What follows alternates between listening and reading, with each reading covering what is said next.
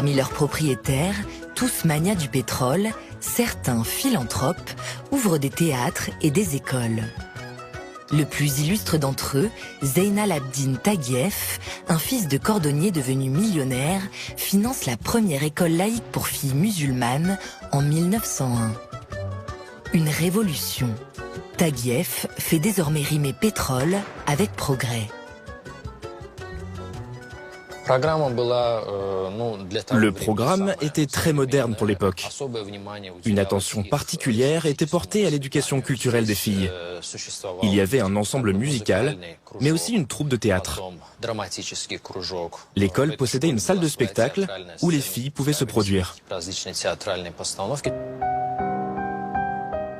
Pourtant, l'affaire était loin d'être gagnée. Taguieff a dû faire face à l'opposition des dignitaires religieux de la ville, hostiles à l'idée d'une éducation pour les filles. Le magnat du pétrole élabore alors un plan.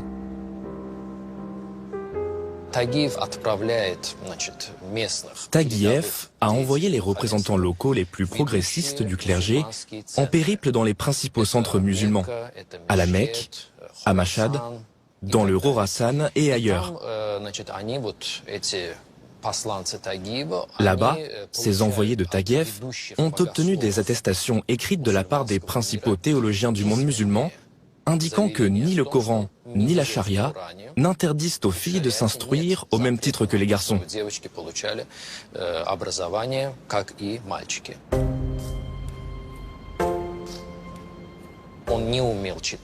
Taguieff ne savait ni lire ni écrire.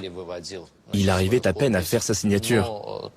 Mais l'importance, l'attention qu'il accordait à l'éducation du peuple azerbaïdjanais est tout simplement stupéfiante.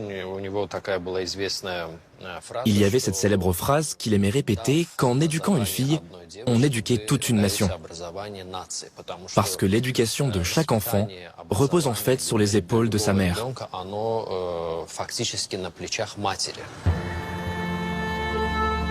Mais les conditions de travail très dures qui règnent dans l'industrie pétrolière de Bakou favorisent la propagation d'autres idées socialistes.